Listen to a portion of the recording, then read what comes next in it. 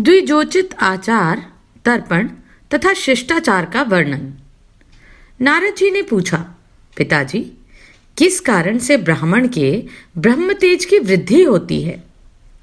ब्रह्मा जी ने कहा, बेटा, श्रेष्ठ ब्राह्मण को चाहिए कि वह प्रतिदिन कुछ रात रहते ही बिस्तर से उठ जाए और गोविंद, माधव, कृष्ण, हरि, दामोदर, नारायण, जगन्नाथ, वासुदेव, वेद माता सावित्री, अजन्मा, विभु, सरस्वती, महालक्ष्मी, ब्रह्मा, शंकर, शिव, शंभु, ईश्वर, महेश्वर, सूर्य, गणेश, स्कंद, गौरी, भागीरथी और शिवा आदि नामों का कीर्तन करे।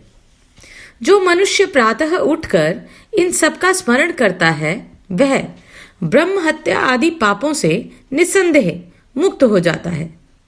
तात, एक बार भी इन नामों का उच्चारण करने पर संपूर्ण यज्ञों का तथा लाखों गौदान का फल मिलता है। इस प्रकार उपर्युक्त नामों का उच्चारण करके गांव से बाहर दूर जाकर साफ सुथरे स्थान में मलमूत्र का परित्याग करे। यदि रात का समय हो तो दक्षिण दिशा की ओर मुंह करके और दिन में उत्तर दिशा की ओर मुंह करके शौच होना चाहिए। इसके बाद हाथ मुंह धो कुल्ला करके गुलर आदि की लकड़ी से दांत साफ करने चाहिए। तत्पश्चात द्विज को स्नान आदि करके संयम पूर्वक बैठकर संध्योपासन करना चाहिए। पूर्वाह्न काल में रक्तवर्णा गायत्री, मध्याह्न काल में शुक्ल वर्णा सावित्री और सायंकाल में श्याम वर्णा सरस्वती का विधि पूर्वक ध्यान करना उचित है। प्रतिदिन के स्नान की विधि इस प्रकार है। अपने ज्ञान के अनुसार यत्न पूर्वक स्नान विधि का पालन करना चाहिए। पहले शरीर को जल से भिगोकर फिर उसमें मिट्टी लगाएं। मस्तक, ललाट, नासिका, हृदय, भौं, बाहु, पसली, नाभि, घुटने और दोनों पैरों में मृतिका लगाना उचित है। मनुष्य को शुद्धि की इच्छा से शौच होकर 1 बार लिंग में, 3 बार गुदा में, 10 बार बाएं हाथ में तथा पुनः 7 बार दोनों हाथों में मिट्टी लगानी चाहिए। घोड़े, रथ और भगवान श्री विष्णु द्वारा आक्रांत होने वाली मृतिकामयी वसुंधरे, मेरे द्वारा जो दुष्कर्म या पाप हुए हों उन्हें तुम हर लो। इस मंत्र से जो अपने शरीर में मिट्टी का लेप करता है उसके सब पापों का क्षय होता है तथा वह मनुष्य सर्वथा शुद्ध हो जाता है। तदनंतर विद्वान पुरुष नद, नदी, पोखरा, सरोवर या कुएं पर जाकर वेद मंत्रों के उच्चारण पूर्वक स्नान करे। उसे नदी आदि की जल राशि में प्रवेश करके स्नान करना चाहिए और कुएं पर नहाना हो तो किनारे रहकर घड़े से स्नान करना उचित है। मनुष्य को अपने समस्त पापों का नाश करने के लिए विधिवत स्नान करना ही चाहिए। प्रातः का स्नान महान पुण्यदायक और सब पापों का नाश करने वाला है। जो ब्राह्मण सदा प्रातःकाल स्नान करता है वह विष्णु लोक में प्रतिष्ठित होता है। प्रातः संध्या के समय 4 दंड तक जल अमृत के समान रहता है। वह पितरों को सुधा के समान तृप्तिदायी होता है। उसके बाद 2 घड़ी तक अर्थात कुल 1 पहर तक जल मधु के समान रहता है। वह भी पितरों की प्रसन्नता बढ़ाने वाला होता है। तत्पश्चात 1.5 प्रहर तक जल दूध के समान माना गया है। उसके बाद 4 दंड तक का जल दुग्ध मिश्रित सा रहता है। नारद जी ने कहा, देवेश्वर, अब मुझे यह बताइए कि जल के देवता कौन है तथा जिस प्रकार मैं तर्पण की विधि ठीक ठीक जान सकूं ऐसा उपदेश कीजिए। ब्रह्मा जी ने कहा, बेटा, संपूर्ण लोकों में भगवान श्री विष्णु ही जल के देवता माने गए हैं। अतः जो जल से स्नान करके पवित्र होता है उसका भगवान श्री विष्णु कल्याण करते हैं। 1 घूंट जल पीकर भी मनुष्य पवित्र हो जाता है। विशेष बात यह है कि कुश के संसर्ग से जल अमृत से भी बढ़कर माना जाता है। कुश संपूर्ण देवताओं का निवास स्थान है। पूर्व काल में मैंने ही उसे उत्पन्न किया था। कुश के मूल में स्वयं मैं अर्थात ब्रह्मा, उसके मध्य भाग में श्री विष्णु और अग्रभाग में भगवान श्री शंकर विराजमान हैं। इन तीनों के द्वारा कुश की प्रतिष्ठा है। अपने हाथ में कुश धारण करने वाला द्विज सदा पवित्र माना गया है। वह यदि किसी स्तोत्र या मंत्र का पाठ करे तो उसका 100 गुना महत्व बतलाया गया है। वही यदि तीर्थ में किया जाए तो उसका फल 1000 गुना अधिक होता है। कुश, काश, ध्रुवा, जौ का पत्ता, धान का पत्ता, बलवज और कमल, ये 7 प्रकार के कुश बताए गए हैं। इनमें पूर्व कुश अधिक पवित्र माने गए हैं। वे सभी कुश लोक में प्रतिष्ठित हैं। तिल के संपर्क से जल अमृत से भी अधिक स्वादिष्ट हो जाता है। जो प्रतिदिन स्नान करके तिल मिश्रित जल से पितरों का तर्पण करता है, वह अपने दोनों कुलों का, पितृकुल एवं मातृकुल का उद्धार करके ब्रह्मलोक को प्राप्त होता है। वर्षा के 4 महीने में दीपदान करने से पितरों के ऋण से छुटकारा मिलता है। जो 1 वर्ष तक प्रति अमावस्या को तिलों के द्वारा पितरों का तर्पण करता है, वह विनायक पदवी को प्राप्त होता है और संपूर्ण देवता उसकी पूजा करते हैं।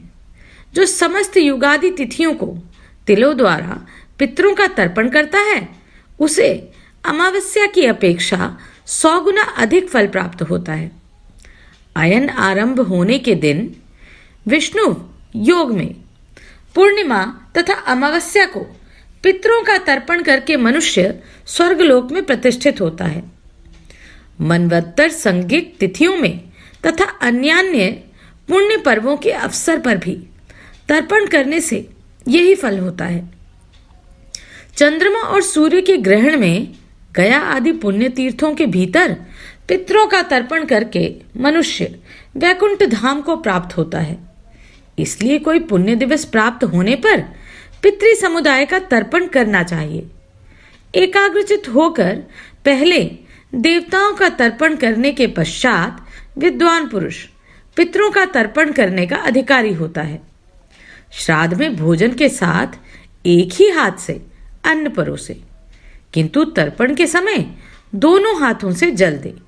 यही सनातन विधि है। दक्षिणाभिमुख होकर पवित्र भाव से तृप्यताम इस वाक्य के साथ नाम गोत्र का उच्चारण करते हुए पितरों का तर्पण करना चाहिए। जो मोहवश सफेद तिलों के द्वारा पितृवर्ग का तर्पण करता है, उसका किया हुआ तर्पण व्यर्थ होता है। यदि दाता स्वयं जल में स्थित होकर पृथ्वी पर तर्पण का जल गिराए तो उसका यह जलदान व्यर्थ हो जाता है, किसी के पास नहीं पहुंचता। इसी प्रकार जो स्थल में खड़ा होकर जल में तर्पण का जल गिराता है, उसका दिया हुआ जल भी निरर्थक होता है, वह पितरों को नहीं प्राप्त होता। जो जल में नहाकर भीगे वस्त्र पहने हुए ही तर्पण करता है, उसके पितृ देवताओं सहित सदा तृप्त रहते हैं। विद्वान पुरुष धोबी के धोए हुए वस्त्र को अशुद्ध मानते हैं। अपने हाथ से पुनः धोने पर ही वह वस्त्र शुद्ध होता है। जो सूखे वस्त्र पहने हुए किसी पवित्र स्थान पर बैठकर पितरों का तर्पण करता है, उसके पितृ 10 गुनी तृप्ति लाभ करते हैं। जो अपनी तर्जनी अंगुली में चांदी की अंगूठी धारण करके पितरों का तर्पण करता है, उसका सब तर्पण लाख गुना अधिक फल देने वाला होता है। इसी प्रकार विद्वान पुरुष यदि अनामिका अंगुली में सोने की अंगूठी पहनकर पितृवर्ग का तर्पण करे तो वह करोड़ों गुना अधिक फल देने वाला होता है। जो स्नान करने के लिए जाता है, उसके पीछे प्यास से पीड़ित देवता और पितृ भी वायु रूप होकर जल की आशा से जाया करते हैं, किंतु जब वह नहाकर धोती निचोड़ने लगता है, तब वे निराश लौट जाते हैं। अतः पितृतर्पण किए बिना धोती नहीं निचोड़नी चाहिए। मनुष्य के शरीर में जो 3.5 करोड़ रोए हैं वे संपूर्ण तिथियों के प्रतीक हैं। उनका स्पर्श करके जो जल धोती पर गिरता है वह मानो संपूर्ण तीर्थों का ही जल गिरता है। इसलिए तर्पण के पहले धोए हुए वस्त्र को निचोड़ना नहीं चाहिए। देवता स्नान करने वाले व्यक्ति के मस्तक से गिरने वाले जल को पीते हैं और पितृ मूछ दाढ़ी के जल से तृप्त होते हैं। गंधर्व नेत्रों का जल और संपूर्ण प्राणी अधोभाग का जल ग्रहण करते हैं। इस प्रकार देवता, पितृ, गंधर्व तथा संपूर्ण प्राणी स्नान मात्र से संतुष्ट होते हैं। स्नान से शरीर में पाप नहीं रह जाता। जो मनुष्य प्रतिदिन स्नान करता है वह पुरुषों में श्रेष्ठ है। वह सब पापों से मुक्त होकर स्वर्गलोक में प्रतिष्ठित होता है। देवता और महर्षि तर्पण तक स्नान का ही अंग मानते हैं। तर्पण के बाद विद्वान पुरुषों को देवताओं को पूजन करना चाहिए। जो गणेश की पूजा करता है उसके पास कोई विघ्न नहीं आता। लोग धर्म और मोक्ष के लिए लक्ष्मीपति भगवान श्री विष्णु की, आवश्यकताओं की पूर्ति के लिए शंकर की, आरोग्य के लिए सूर्य की तथा संपूर्ण कामनाओं की सिद्धि के लिए भवानी की पूजा करते हैं। देवताओं की पूजा करने के पश्चात बलि वैश्वदेव करना चाहिए। पहले अग्नि कार्य करके फिर ब्राह्मणों को तृप्त करने वाला अतिथि यज्ञ करें। देवताओं और संपूर्ण प्राणियों का भाग देकर मनुष्य स्वर्गलोक को जाता है। इसलिए प्रतिदिन पूरा यत्न करके नित्य कर्मों का अनुष्ठान करना चाहिए। जो स्नान नहीं करता वह मल भोजन करता है। जो जप नहीं करता वह पीब और रक्तपान करता है। जो प्रतिदिन तर्पण नहीं करता वह पितृघाती होता है। देवताओं की पूजा ना करने पर ब्रह्म हत्या के समान पाप लगता है। संध्योपासन ना करके पापी मनुष्य सूर्य की हत्या करता है। नारद जी ने पूछा, पिताजी, ब्राह्मण आदि वर्णों के सदाचार और उनके कर्तव्यों का क्रम बतलाइए। साथ ही समस्त प्रवृत्ति प्रधान कर्मों का वर्णन कीजिए। ब्रह्मा जी ने कहा, वत्स, मनुष्य आचार से आयु, धन तथा स्वर्ग और मोक्ष प्राप्त करता है। आचार अशुभ लक्षणों का निवारण करता है। आचारहीन पुरुष संसार में निंदित, सदा दुख का भागी, रोगी और अल्पायु होता है। अनाचारी मनुष्य को निश्चय ही नरक में निवास करना पड़ता है तथा आचार से श्रेष्ठ लोक की प्राप्ति होती है।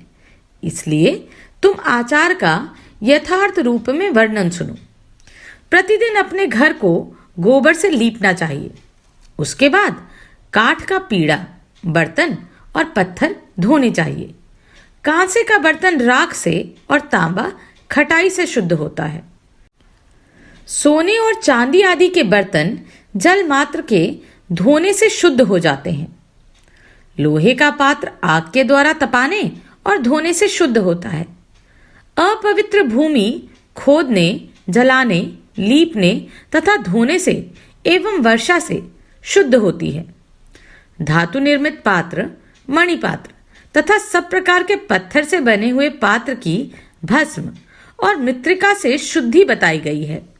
शैया, स्त्री, बालक, वस्त्र, यज्ञोपवीत और कमंडल ये अपने हों तो सदा शुद्ध हैं और दूसरे के हों तो कभी शुद्ध नहीं माने जाते। एक वस्त्र धारण करके भोजन और स्नान ना करें। दूसरे का उतारा हुआ वस्त्र कभी ना धारण करें। केशों और दांतों की सफाई प्रातः ही करनी चाहिए। गुरुजनों को नित्य प्रति नमस्कार करना नित्य का कर्तव्य होना चाहिए। दोनों हाथ, दोनों पैर और मुख, इन 5 अंगों को धोकर विद्वान पुरुष भोजन आरंभ करें। जो इन 5 को धोकर भोजन करता है वह 100 वर्ष जीता है। देवता, गुरु, सनातक, आचार्य और यज्ञ में दीक्षित ब्राह्मण की छाया पर जानबूझकर पैर नहीं रखना चाहिए। गौओं के समुदाय, देवता, ब्राह्मण, घी, मधु, चौराहे तथा प्रसिद्ध वनस्पतियों को अपने दाहिने करके चलना चाहिए। गौ ब्राह्मण, अग्नि ब्राह्मण, दो ब्राह्मण तथा पति पत्नी के बीच से होकर नहीं निकलना चाहिए। जो ऐसा करता है वह स्वर्ग में रहता हो तो भी नीचे गिर जाता है। झूठे हाथ से अग्नि, ब्राह्मण, देवता, गुरु अपने मस्तक, पुष्प वाले वृक्ष तथा यज्ञोपयोगी पेड़ का स्पर्श नहीं करना चाहिए। सूर्य, चंद्रमा और नक्षत्र, इन 3 प्रकार के तेजों की ओर झूठे मुंह कभी दृष्टि न डालें। इसी प्रकार ब्राह्मण, गुरु, देवता, राजा, श्रेष्ठ सन्यासी, योगी, देव कार्य करने वाले तथा धर्म का उपदेश करने वाले द्विज की ओर भी झूठे मुंह दृष्टिपात ना करें। नदियों और समुद्र के किनारे, यज्ञ संबंधी वृक्ष की जड़ के पास, बगीचे में, फुलवारी में, ब्राह्मण के निवास स्थान पर, गौशाला में तथा साफ सुथरी सुंदर सड़कों पर तथा जल में कभी मल त्याग ना करें। धीर पुरुष अपने हाथ पैर, मुख और केशों को रूखे ना रखें। दांतों पर मैल ना जमने दें। नख को मुंह में ना डालें। रविवार और मंगल को तेल ना लगाएं। अपने शरीर और आसन पर ताल ना दें। गुरु के साथ एक आसन पर ना बैठें। क्षत्रिय के धन का अपहरण ना करें। देवता और गुरु का भी धन ना लें। राजा, तपस्वी, पंगु, अंधे तथा स्त्री का धन भी ना लें।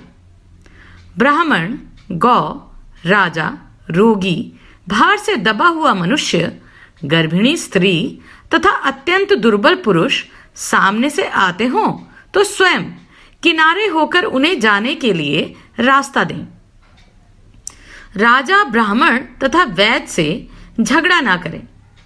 ब्राह्मण और गुरु पत्नी से दूर ही रहना चाहिए। पतित, कौड़ी, चंडाल, गौमांस भक्षी और समाज बहिष्कृत को दूर से ही त्याग दें। जो स्त्री दुष्टा, दुराचारिणी, कलंक लगाने वाली, सदा ही कलह से प्रेम करने वाली, प्रमादिनी, निडर, निर्लज, बाहर घूमने फिरने वाली, अधिक खर्च करने वाली और सदाचार से हीन हो, उसको भी दूर से ही त्याग देना चाहिए। बुद्धिमान शिष्य को उचित है कि वह रजस्वला अवस्था में गुरु पत्नी को प्रणाम ना करे, उसका चरण स्पर्श ना करे। यदि उस अवस्था में भी वह उसे छू ले तो पुनः स्नान करने से ही उसकी शुद्धि होती है। शिष्य गुरु पत्नी के साथ खेल कूद में भी भाग न ले। उसकी बात अवश्य सुने, किंतु उसकी ओर आंख उठाकर देखे नहीं। पुत्र वधू, भाई की स्त्री, अपनी पुत्री, गुरु पत्नी तथा अन्य किसी युवती स्त्री की ओर ना तो देखे और ना उसका स्पर्श करे। उपर्युक्त स्त्रियों की ओर बाहें मटकाकर देखना, उनसे विवाद करना और अश्लील वचन बोलना सदा ही त्याज्य है। भूसी, अंगारे, हड्डी, राख, रुई, निर्माल्य, देवता की अर्पण की हुई वस्तु, चिता की लकड़ी, चिता तथा गुरुजनों के शरीर पर कभी पैर न रखें। अपवित्र दूसरे की उच्छिष्ट तथा दूसरे की रसोई बनाने के लिए रखा हुआ अन्न भोजन ना करें। धीर पुरुष किसी दुष्ट के साथ एक क्षण भी ना तो ठहरे और ना यात्रा ही करे। इसी प्रकार उसे दीपक की छाया में तथा बेहड़े के वृक्ष के नीचे भी खड़ा नहीं होना चाहिए। अपने से छोटे को प्रणाम ना करें। चाचा और मामा आदि के आने पर उठकर आसन दे और उनके सामने हाथ जोड़कर खड़ा रहे। जो तेल लगाए हो किंतु स्नान न किए हो, जिसके मुंह और हाथ झूठे हो, जो भीगे वस्त्र पहने हो, रोगी हो, समुद्र में घुसा हो, उद्विग्न हो, भार ढो रहा हो या कार्य में लिप्त हो, स्त्रियों के साथ क्रीड़ा में आसक्त हो, बालक के साथ खेल कर रहा हो तथा जिसके हाथों में फूल और कुश हो, ऐसे व्यक्ति को प्रणाम न करें। मस्तक, अथवा कानों को ढककर जल में खड़ा होकर शिखा खोलकर पैरों को बिना धोए अथवा दक्षिणाभिमुख होकर आचमन नहीं करना चाहिए। यज्ञोपवीत से रहित या नग्न होकर कच्छ खोलकर अथवा एक वस्त्र धारण करके आचमन करने वाला पुरुष शुद्ध नहीं होता। पहले तर्जनी, मध्यमा और अनामिका 3 अंगुलियों से मुख का स्पर्श करें। फिर अंगूठे और तर्जनी के द्वारा नासिका का, अंगूठे और अनामिका के द्वारा दोनों नेत्रों का, कनिष्ठिका और अंगूठे के द्वारा दोनों कानों का, केवल अंगूठे से नाभि का, करतल से हृदय का, संपूर्ण अंगुलियों से मस्तक का तथा अंगुलियों के अग्रभाग से दोनों बाहुओं का स्पर्श करके मनुष्य शुद्ध होता है। इस विधि से आचमन करके मनुष्य को संयम पूर्वक रहना चाहिए। ऐसा करने से वह सब पापों से मुक्त होकर अक्षय स्वर्ग का उपभोग करता है। भीगे पैर सोना, सूखे पैर भोजन करना और अंधेरे में शयन तथा भोजन करना निषेध है। पश्चिम और दक्षिण की ओर मुंह करके दंत धावन ना करे। उत्तम और पश्चिम दिशा की ओर सिरहाना करके कभी ना सोएं, क्योंकि इस प्रकार शयन करने से आयु क्षीण होती है। पूर्व और दक्षिण दिशा की ओर सिरहाना करके सोना उत्तम है। मनुष्य के एक बार का भोजन देवताओं का भाग, दूसरी बार का भोजन मनुष्य का, तीसरी बार का भोजन प्रेतों और दैत्यों का तथा चौथी बार का भोजन राक्षसों का भाग होता है। जो स्वर्ग में निवास करके इस श्लोक में पुनः उत्पन्न हुए हैं, उनके हृदय में नीचे लिखे 4 सद्गुण सदा मौजूद रहते हैं। उत्तम दान देना, मीठे वचन बोलना, देवताओं का पूजन करना तथा ब्राह्मणों को संतुष्ट करना। इनके विपरीत कंजूसी, स्वजनों की निंदा, मैले कुचैले वस्त्र पहनना, नीच जनों के प्रति भक्ति रखना, अत्यंत क्रोध करना और कटु वचन बोलना, ये नरक से लौटे हुए मनुष्यों के चिन्ह हैं। नवनीत के समान कोमल वाणी और करुणा से भरा कोमल हृदय, ये धर्म बीज से उत्पन्न मनुष्यों की पहचान के चिन्ह हैं। दयाशून्य हृदय और आरी के समान मर्म स्थानों को विदीर्ण करने वाला तीखा वचन, ये पाप बीज से पैदा हुआ पुरुषों को पहचानने के लक्षण हैं। जो मनुष्य इस आचार आदि से युक्त प्रसंग को सुनता या सुनाता है, वह आचार आदि का फल पाकर पाप से शुद्ध हो स्वर्ग में जाता है और वहां से भ्रष्ट नहीं होता।